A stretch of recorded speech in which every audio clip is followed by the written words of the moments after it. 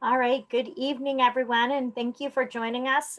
Roger Williams University, a number of different offices on our Zoom session today. My name is Amanda Marsilli. I'm the Associate Dean of Undergraduate Admissions, and I'm joined by colleagues from our financial aid and from our Bursar's office. And we're very excited to be bringing you information about our billing and financial aid process. And we'd be more than glad to answer questions. We'll have some presentations for you, so to share some useful information. And we ask that you enter any questions into the question and answer feature. We'll try to answer them as we're going through the process. And if we get a lot of similar questions, we'll at the end sort of share those out loud. I would encourage you, if you have specific questions about your specific financial aid package, we will share a link so that you can go on and make an appointment, a Zoom appointment with our financial aid staff. But we're more than glad to answer as many general questions as we can throughout this presentation today. So welcome, everyone. Again, please post your questions in the Q&A feature, and we'll answer them as we go along. And so I'm going to hand it over to Rosa Gruber, who is from our Bursar's office. Rosa? Amanda, good afternoon, everyone.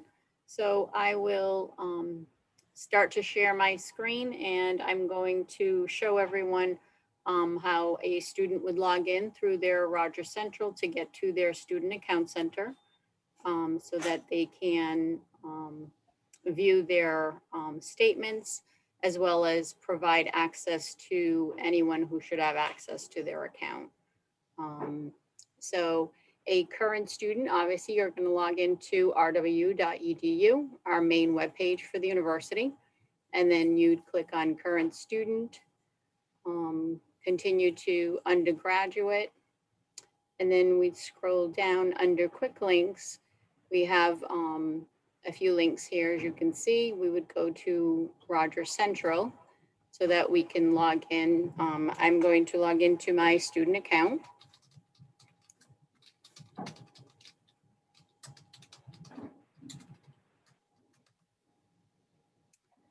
And when we get to Roger Central, off to the left-hand side of the page, you're going to see financial information. So we would click on that. And from here, we're going to go to RWU Student Account Center. So then once we get to this page, the student obviously is going to utilize the student login. Once they provide a family member or whoever is going to be taking care of paying their statement, that individual would log in utilizing the family login site. So I'm logging in as a student. So I'm going to go here.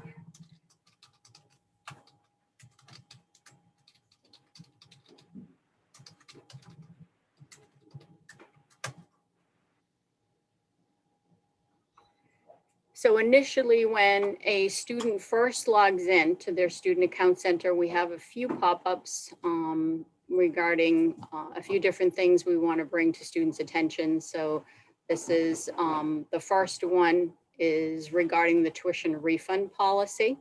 So the student would read through. We have a description here of our fall, spring semester refund policy, the winter and summer intersessions. And then once they read through and have a good understanding of what our refund policy is, they click on they have read and agree. And click on the return to student account. This notification that's coming up regarding purchasing tuition protection pertains to a tuition insurance that students and parents can purchase in addition to our refund policy. And you can certainly continue through and we'll have a location on the student account center that you can click on to go back to it after if that's something you want to look into. So I'm going to click here.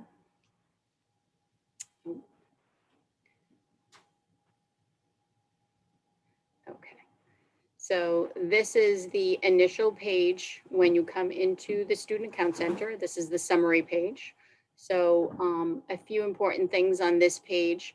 At the very top here, we have 4 tabs. This is the summary page, obviously. The total amount due for the student will always show here in this green box in the center of the page. We have account activity, which will show a breakdown of what is taking place for the upcoming semester. In this case, it's this coming fall. And then if you go to the statement tab, this is where our statements are stored. The Bursar's office generates a statement for every student every 28 days. So those statements are stored here. We do not bill paper statements. So anytime a student logs in, they want to look at their bill, the Bursar's office, when we generate the statement, we will send an email to the student notifying them that a new statement has been generated. They would then click on the link, bring them to log into their Student Account Center, and they can view the statement here. The next tab would be a payment plan. Once there is a payment plan in place, it'll show up here. So we offer a payment plan for each semester, fall and spring. It's an equal amount of 5 payments for each semester. The fall semester starts July 1st and goes through November 1st. The spring semester would start on December 1st and go through April 1st of the following year to cover the 5 monthly payments for the spring. The next tab is payment options. So from this Student Account Center, you can set up a payment plan, like I just explained, through our billing service for each semester. You can make a one-time payment right through the Student Account Center.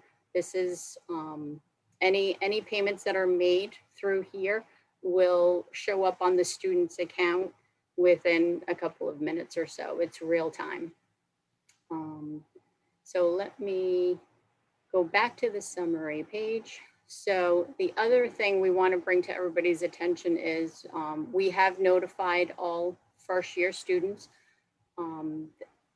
with the information that we provided regarding how to log into the Student Account Center, that they should also give access to, obviously, whoever is going to be taking care of their account. When a student logs in, they would click on Manage Account Access at the top right-hand corner of the page. The system will then prompt them to add an authorized user. So the student would click here, enter the personal information for a parent, a grandparent, enter their personal email address, and then the system will automatically send that individual an email so that they can register for their own access to the Student Account Center. So it's very important that, students do this to have someone else be obviously looking at their accounts, paying attention to the bills, and getting the information that they need by logging in with their own access. So let me go back to here, the summary page. So the summary page, we're going to have, right now we have the fall 2021 term. If it's a returning student, we would have either a prior credit or a prior debit balance included here from a prior semester that would also be calculated into this balance in the center of the page. So like I said, from here, we can make payments. You can view how to set up the payment plan, make a one-time payment. Here, I would go forward and make a payment right from here for my balance on the account. And, like I said, that payment will automatically hit the student account right away. Right, Rose, I'm just going to interrupt for 1 second. I just want to let everybody know that we do have, you can pay by all of the major credit cards and ACH payments. The ACH payments, if you're paying online, there's no additional charge for them, but the credit cards, there's a 2.75% service charge on it. So, because I know we'll get questions about that. So, Right. Thanks. Isn't this? Sorry.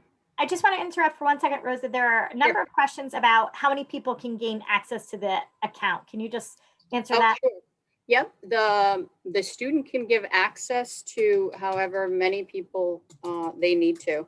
All they need to do is, like I said, log into their student account center, click on that manage account access, and provide access to whatever individual they're looking to do that to. Yeah. So they can have multiple people have access to their account. If the Right, and as Rosa said too, you can give access to as many people as you want, but the original access to the Student Account Center only goes to the student because of FERPA regulations, federal privacy regulations for students 18 and over. So the student has to reach out to the parent via the Student Account Center on the Manage Access button on the upper right in order to give a parent access. It's the only way to do it. So, right, thanks. The other thing that I wanted to bring to everybody's attention is we have here on the right some important information on this sidebar. So we have a little paragraph regarding the medical insurance that is initially charged by the university and provided to all students who are full-time undergrad students. If the student has adequate coverage through a parent, you need to waive the medical insurance every summer. It has to be done before the start of every academic year. So we have that here. This link will take you right to the University Health Plan's website, who's the carrier for the medical insurance. And it's important to waive that as soon as possible, just to get the 23-21 off the student account. The deadline is August 15th, but obviously we do, advise students and families to try to waive the medical insurance as soon as possible, just to get that fee off the account so that the statement is correct. And then below that, we have some information regarding the tuition insurance. Like I was explaining at the beginning, we do provide through an outside company an additional tuition insurance for students through GradGuard. So you can click on here on this link. It'll take you to their website and give you some further information. You can enter some personal information as well if you're looking to get a quote, and they will get that for you. And this is just additional tuition insurance on top of our basic, refund policy that the university has in place once the physical semester starts. Those are some important things that we'll have there, notifications for students and families to look at. hey, Rosa, I'm sorry to keep interrupting. I see a couple of questions about the charges that are on the account. Can you detail on the statement again so everybody can take a better look at that?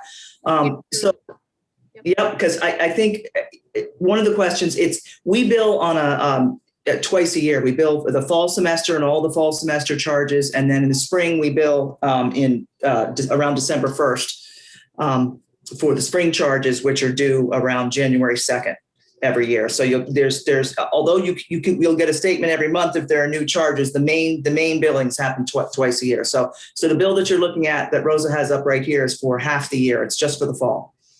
And it should have tuition, room and meals if you're in those, fees, and any financial aid that is currently awarded and pending on the account. Yep, so we also have on the top of the statement, we have again a notification about waiving the medical insurance through the university if the student has adequate coverage through their parent. Also, we have at the bottom on the stub, we have the website if you want to make a one-time payment. Other than going through the Student Account Center, anyone at any point in time can go to rw.afford.com and make a one-time payment. You'll need the student name and student ID number and the dollar amount and the payment method, obviously. But through this site, you don't physically have to have access to the Student Account Center. You can, if a grandparent wants to make a payment towards the student's tuition, or another family member or a friend, they can just go to rw.afford.com, provide the student name and ID number, and make a payment that way as well.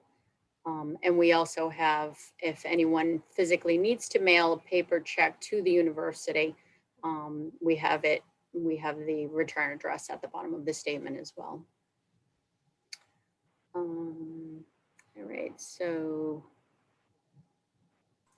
let me close that. Rosa, just a couple of common questions I thought we could answer out loud that would be helpful is if we already filled out the medical insurance waiver, is there a way to see that so that you kind of know it's done and checked off your list? Yep, so the waiver, normally once the waiver form is physically filled out and completed online, it takes 24 to 48 hours for the university to receive that information. And then we run a process on students' accounts 3 times a week to physically remove that medical insurance fee from the student's account. So typically, if you've gone online, either the student or the parent, and filled out the waiver, what they can do is, wait a couple of days, log on to the Student Account Center.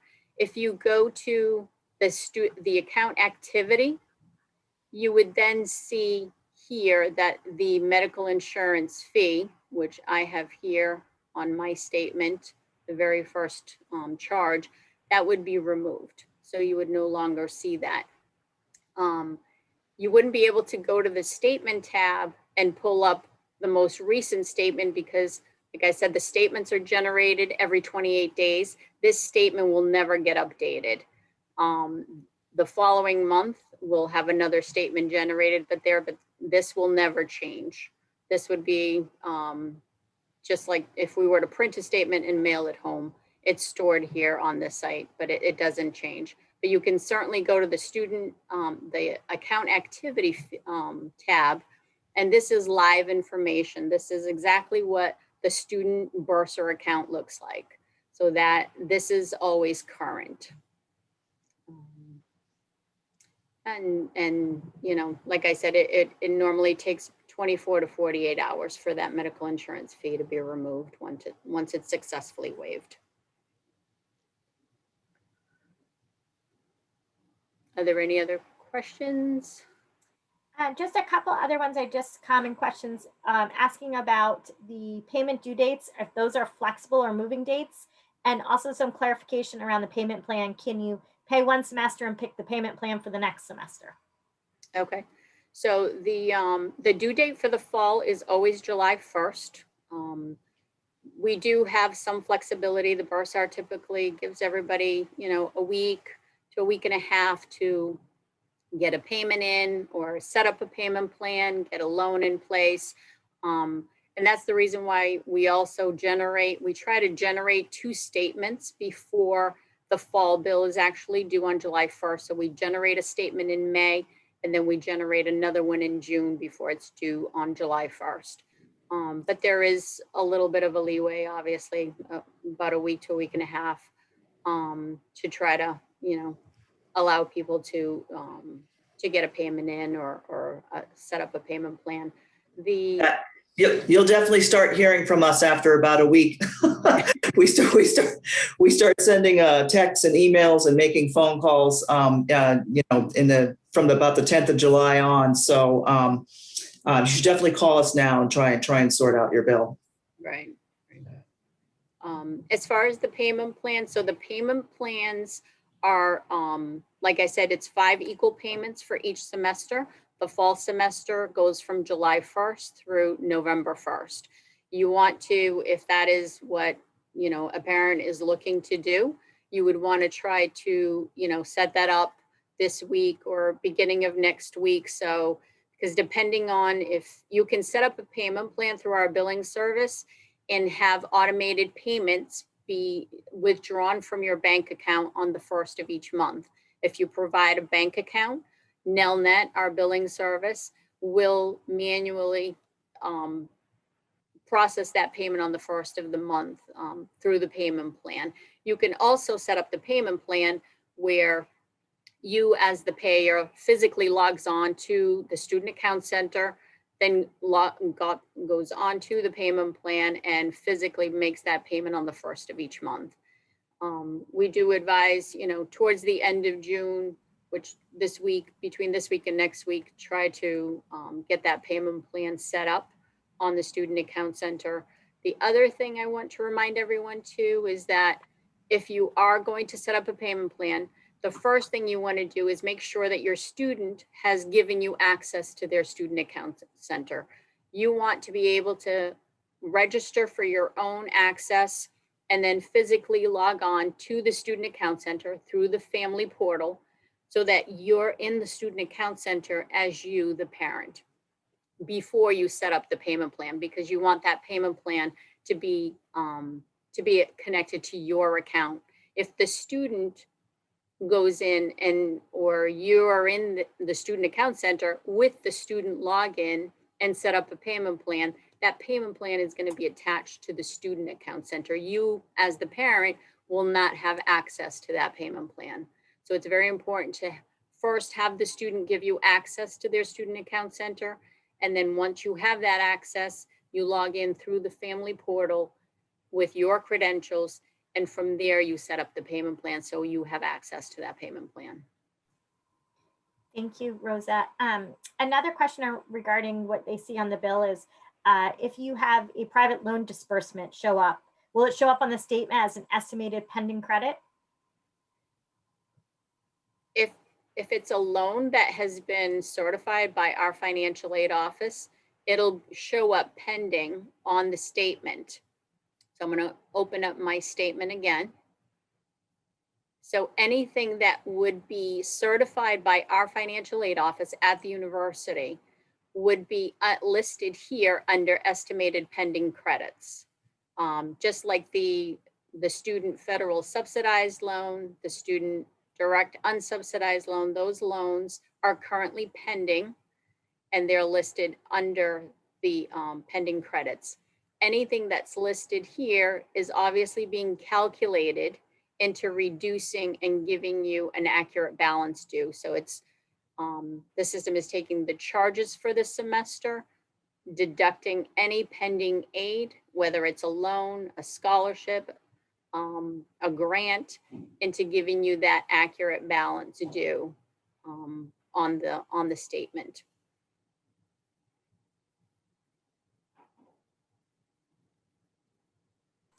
Great, thank you, Rosa.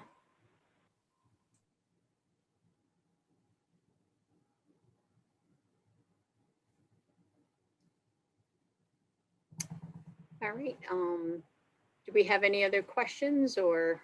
I think we're going to hand it over to Michelle and she'll go over some of the financial aid info and we'll continue to answer questions in the Q&A feature. Please type them in there and we will answer them as we go along. All right. So Michelle. Let me stop sharing. Hey everyone, my name's Michelle Cordero. I'm part of the financial aid team. I'm super happy to be here to discuss financial aid with you and hopefully make this process a little bit more easier. And I want to start off by sharing my screen. Let's get my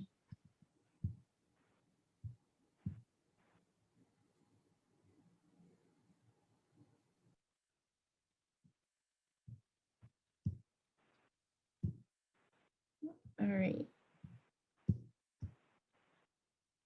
Can everyone see? Let me get off of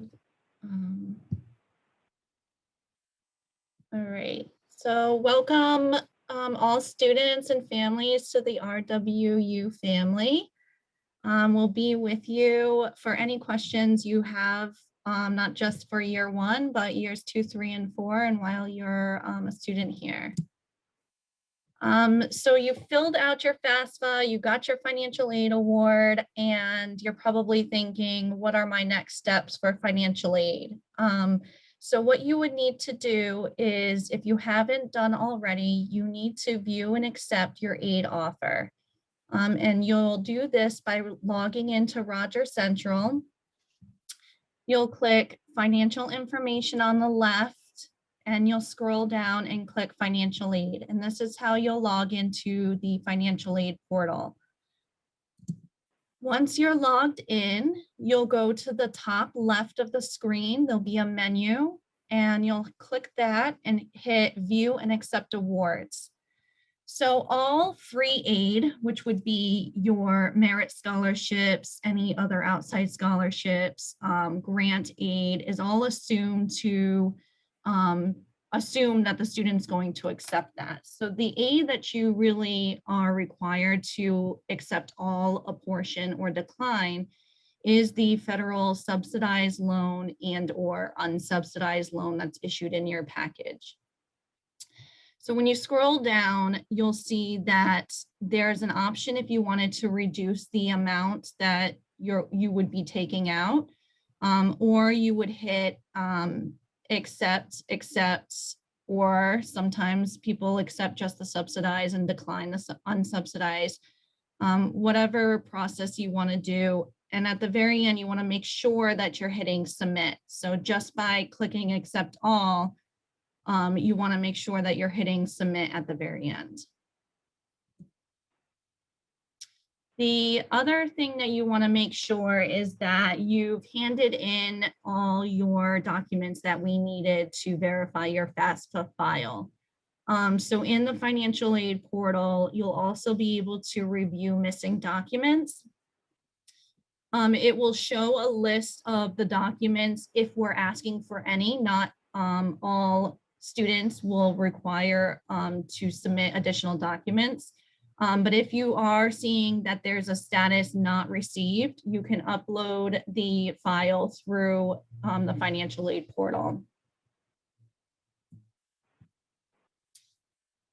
And then lastly, when you accept all or a portion of the federal direct loans, all new loan borrowers are required to complete an entrance counseling and a master promissory note. So these two requirements are done one time. They're done on studentaid.gov. And the entrance counseling is meant to educate the student on that this is a loan. This isn't, if this is the interest rate and you're making X amount of dollars, this is what your payments are looking like, etc. It takes approximately 30 minutes to complete. And once you complete that, you then need to do the second step of completing the master promissory note for these loans. This takes about 10 to 15 minutes to complete. And what it is you're just agreeing and electronically signing that you agree that, yes, I know this is a loan and I do agree to pay this back.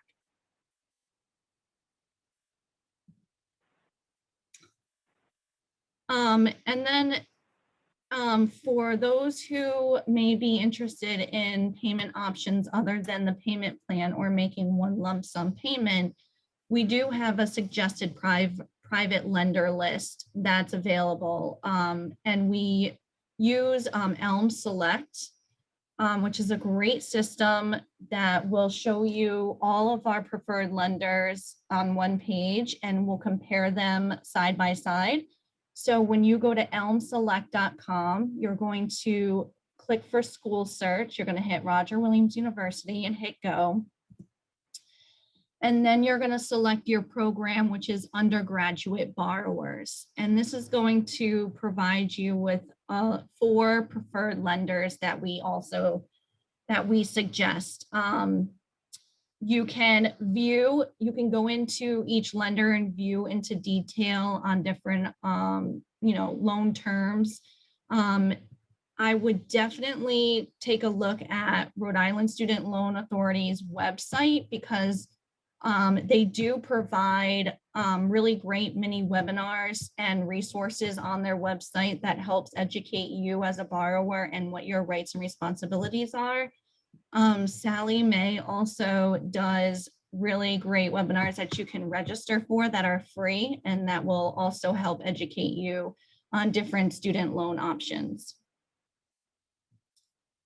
And then there are two other ladies that are in our office beside me that are willing and more than happy to help answer your questions.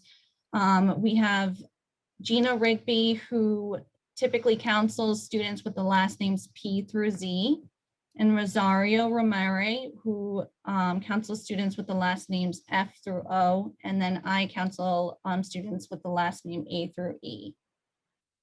So if you'd like to make an appointment with us, we now have like an online appointment scheduling system. So you can go to this link right here and you'll have a calendar that will pop up, and on the available dates, when you click those, it's going to give you different time options to make an appointment. So you can click on the 17th and it will bring up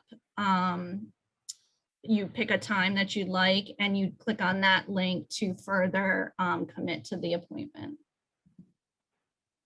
So like I said, we're here to help, you know, not just this year, but all 4 years. I have families that scheduled time to meet with me this time of year, every single year, or if something comes up throughout the academic year and you want to touch base with us, we're here for you. So more than happy to schedule any one-on-one session with you for whatever reason it may be.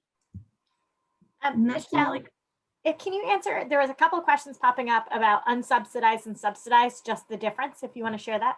Sure, definitely. So the subsidized loan is based off of financial need and is awarded to eligible students based on the information that you put in the FAFSA. It is an interest-free loan until it goes into repayment. So while the student is enrolled at an institution for at least half-time enrollment, there's no interest on the loan.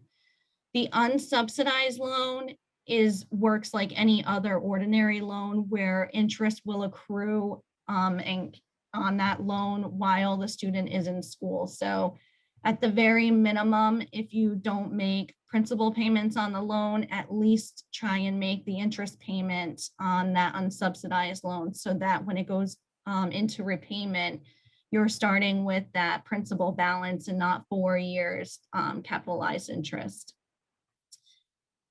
The interest rate on both of those loans right now, I believe, is 3.75%.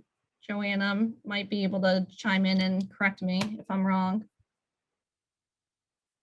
And so the maximum amount that a first-year student can receive in the federal direct loan program is $5,500. So you have the split in the screen that I showed of a subsidized loan for $3,500 and an unsubsidized loan of $2,000. So the combined total is $5,500. If you want to be eligible in the federal direct loan program every academic year, you would fill out a FAFSA every year to remain eligible. Sophomores receive $6,500 in total, and juniors and seniors receive $7,500. You're not required to accept the federal direct loans that are issued in your financial aid package, but they're given to you as part of financial aid.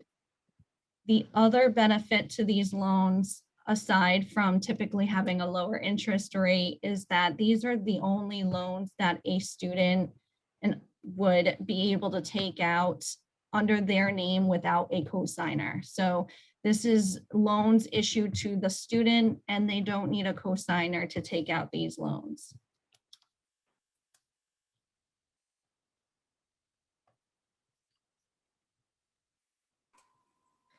Thank you, Michelle. Some popular questions popping into the chat that maybe might be helpful to answer out loud is, how does a student make interest payments on their unsubsidized loans? And then just asking about, do you receive a separate bill for the unsubsidized loan, or does that appear on your RWU account?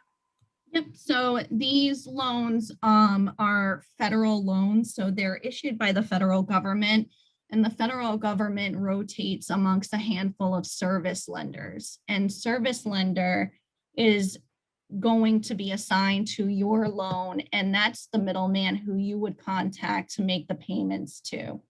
So the great thing about federal loans is that there's a website called nslds.ed.gov. I'm sure someone's going to type it into the chat.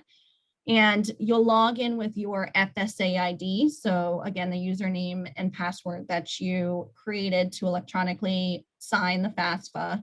And that will bring up all the federal direct loans under your name, who the service lender is, what the contact information is, the amount of the loan, and so forth. And that's who you would contact to make interest-only payments, or when it goes into repayment, to set up a payment by month or whatever you want to do. What was that address, Michelle? I'll put it in the chat. I didn't catch Or it. it's NSLDS. D as in David. Oh, it just went in. Okay, thanks, Diane. Perfect. Excellent. Well, we can take some more questions in the Q&A if anyone would ask any other questions. If Michelle, if you just want to go over again, or I'm sorry, Michelle or Rosa, just a couple of questions again popped in there about how there's a couple, I think, who joined us late, how they gain access to the bill, and then how they gain access to the aid. So we just might want to revisit logging on to both those sites again one last time, if you don't mind. Okay. So Okay. what the student will want to do is log into Roger Central. They have access. So Roger Central is our network access, and it's basically the main hub that will connect students to other department portals on campus. So within Roger Central, when on the left-hand side, if you click financial information, that's where it's going to allow you to access the financial aid portal and the student account center. And I'll let Rosa just go through the manage my account possibly one more time. Sure. Do you want to stop sharing so I can share my screen? Oh, I'm sorry. I thought I did stop sharing. That's okay. Thanks, Rosa. We just had a few people join us, I think, after that part. So they're just asking to see that again. Sure. Share. Okay. So I will log in here. All right. So what you want to do is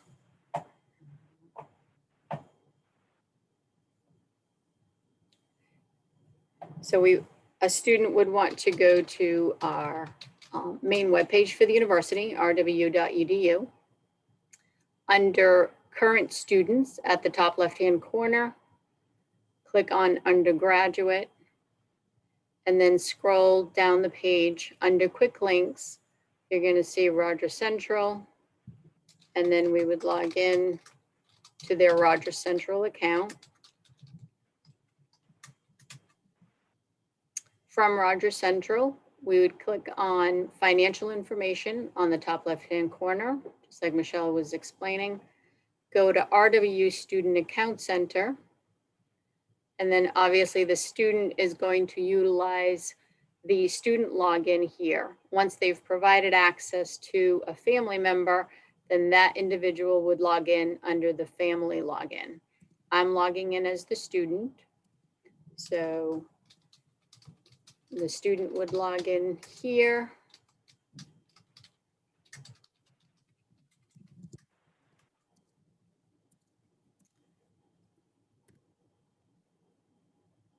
And this would bring you to the Student Account Center. So this is the summary page when the student first logs in. The summary page will have a little bit of detailed information here based on the term, the current balance, and the pending aid to give you an accurate balance due here. We have these 5 tabs at the top. The account activity tab, if you click on that, it will automatically open up the activity on the student account for the upcoming semester, which is the fall semester. So these are all the charges that have currently been assessed to my account. Then the following tab would be the statement tab. And this is where the statements are stored that the Bursar generates every 28 days. So these, obviously, the statements will be here. You can click on the most current to view that, and then you would view your bill. It would open up the statement. And again, you're going to see the charges listed for the fall semester. These are the charges. Any aid that's currently pending would be under estimated pending credits to calculate the current balance due. And at the bottom, as I said before, we have the to make payments online for anybody who does not have currently access to the Student Account Center. They can go to rw.afford.com and make a one-time payment there with the student information, the student name, student ID number. If a paper check, a physical paper check needs to be mailed in, this is the address that they would mail that in. We have a lot of families that have 529 accounts for the student. So normally a 529 company requires a copy of the student bill for the term. You would mail this into or fax it into the 529 and ask them to physically mail the paper check to this address below on the statement for the student. If they can also either include a copy of the statement provided or include the student full name and ID number somewhere on that check, that would be great. We also have the next tab over would be payment plan. So if a parent or anybody who has access to the Student Account Center has set up a payment plan, the payment plan would show up here. The payment option tab would be where you would be able to, right from the Student Account Center, make a one-time payment directly to the student's account. And it is a live account. So once the payment is completed within a few minutes, that payment will hit the student Bursar account. We also have, back on the summary page, we have some information here on the sidebar of the page regarding the medical waiver. So if initially the university automatically sets up students for the medical coverage through the university, if the student has adequate health coverage through a parent, they can certainly go click on this link. It'll take them to the website for the insurance, which is University Health Plans. On the top left-hand corner of that page, we have the waiver tab. So they would just include the student ID number, date of birth, and then answer a few questions regarding the medical coverage that the student has through the parent. And then once that is completed, within 1 to 2 days, the university receives that information, and then the medical coverage fee of $2,321 will be removed from the student's Bursar account. Thank you, Rosa. That's perfect. Can you show one more time the manage account access? Because I did see another 2 questions go by about that. Yep. Just for people that have just joined, the original access to the Student Account Center, because of federal student privacy regulations, only goes to the student.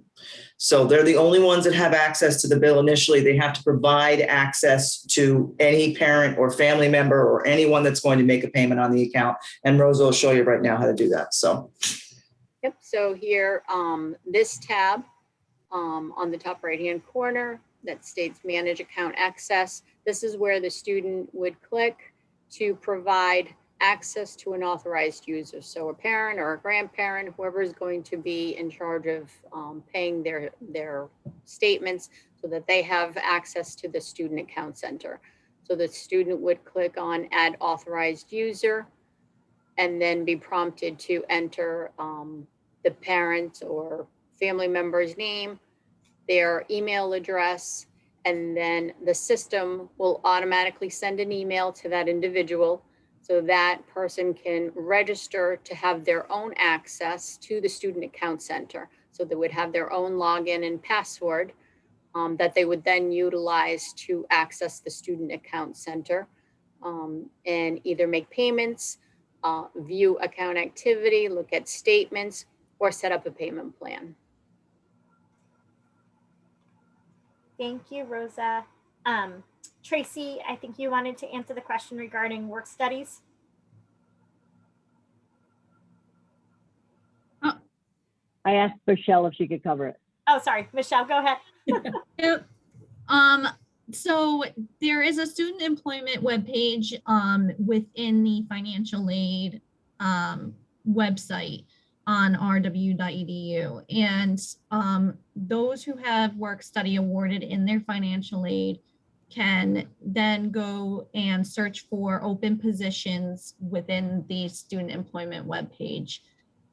Each listing has a contact information, which includes the supervisor name, their email, and their phone number. So those students who want to be proactive over the summer and line something up for their employment on campus, they can reach out over the summer and say, you know, maybe an email the supervisor, say, hey, I'm an incoming freshman, I have work study, I'm interested in your position. So job postings update on that webpage all the time, depending on availability. So what you see today may change within a week or 2 weeks from now as supervisors gear up and get ready for the fall term.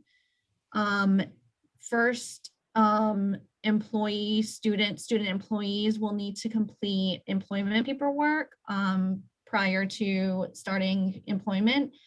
So they do need to complete an I-9 form, a state and federal W-4 form, the Roger Williams University Student Code of Conduct, and complete a short COVID training, which is done online. So the supervisor will reach out and provide the documents needed to be complete for that student. And then they'll submit all the paperwork and that will get processed by financial aid, human resources, and payroll, and then the student can work.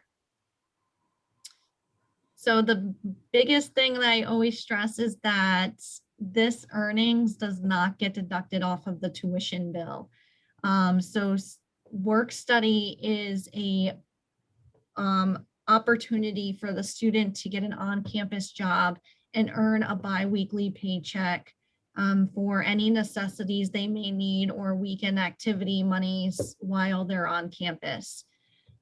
So if they do not work and get a job, then they just don't get the opportunity to earn that money. They're not required to get a job. So sometimes first-year students want to get comfortable with their academic schedule and college life before realizing maybe they have a couple extra hours throughout the week that they want to earn some money. It's a great way for students to network themselves amongst faculty and staff and meet other students as well. And so jobs range all over campus, from tour guides to staff assistants in financial aid office or Bursar, athletics department, Cedar Lounge monitors, tutors, library. So the wet labs, that's a hot commodity around campus. So all over. And The typical award of $1,800, we generally say that there's 30 academic weeks within the academic year. So if you take $1,800, a student is really looking to work maybe 5 to 6 hours a week to last their whole work study award earnings throughout the whole academic year. So if they work a little bit more than 5 or 6 hours a week, then they will utilize that award limit faster and may have to stop working once they hit their limit. Michelle, can you repeat the address for the job postings? Yeah, it's on, when you go to the financial aid webpage, you're going to go to types of aid and then student employment. And then the great thing too is that if you want to like get out and explore a little bit off campus, you can use your work study award towards community service, a community service opportunity off campus as well. And while first year students aren't typically able to have their car on campus, there's a lot of opportunities that provide students with access to explore off campus, whether that be our shuttle bus or the RIPTA bus station. So we have opportunities that will allow you to use your work study award off campus through community service as well.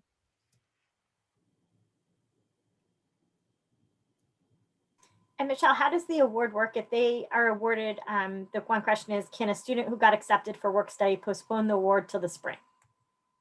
Yeah, so while on your award letter, while the award is split, because every other award is split between fall and spring, the $1,800 or whatever amount that you were awarded work study is for the academic year as a whole. So sometimes a student will come and use and earn all their $1,800 in the fall, and then they just have to stop working for the spring. They won't be able to work any more than their $1,800.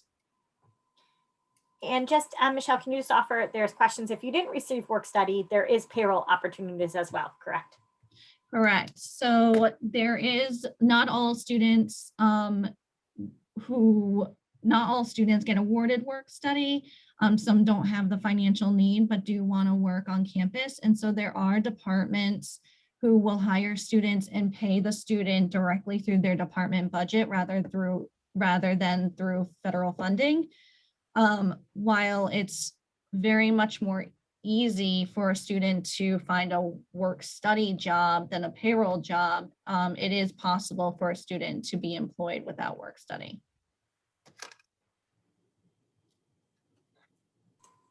Excellent. I think we've answered all the questions so far that we've had in our Q&A. So thank you, everyone. We did record the session and we will be sending it out by the end of the week to everyone. In the meantime, if you do have any additional questions, please feel free to reach out. In the chat, we'll put email addresses for each of the offices. And certainly also, if you have financial aid questions, take advantage of the scheduling the virtual appointments that Michelle had showed you all. Again, any questions, billing, financial, orientation, any questions, please feel free to reach out to the university. We're here to help you and work through the transition for you and your families, the students, and everyone. Looking forward to having the students back on campus in the fall. And we really appreciate you joining us here tonight. Thank you, everyone. Thanks, everyone.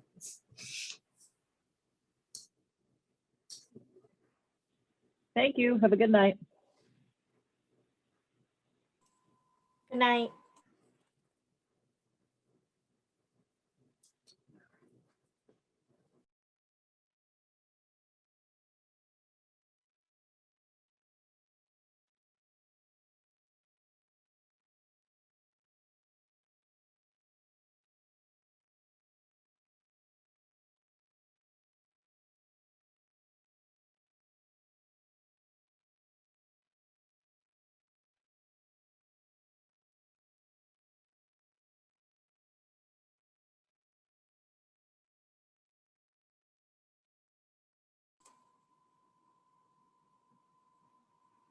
Hey, Debbie.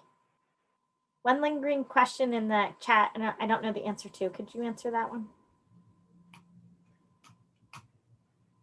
In the chat, am I missing it? Or in the Q&A, I'm sorry. Okay, hold on. Yes, oh. Can you, let me hang up here. Elizabeth, stop calling me so I can answer. Yes. If they decide to commute.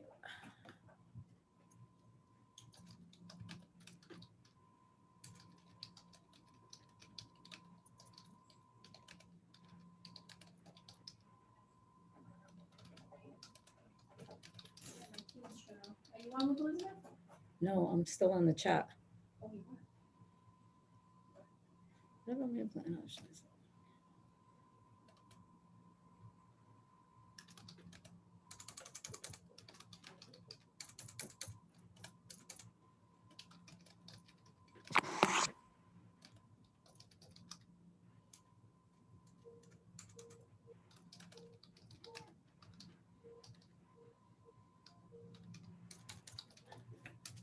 Oh, I didn't spell website.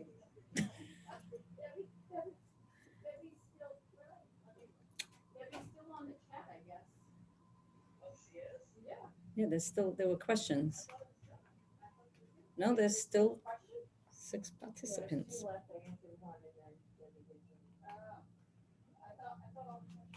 Is there more? I don't think so.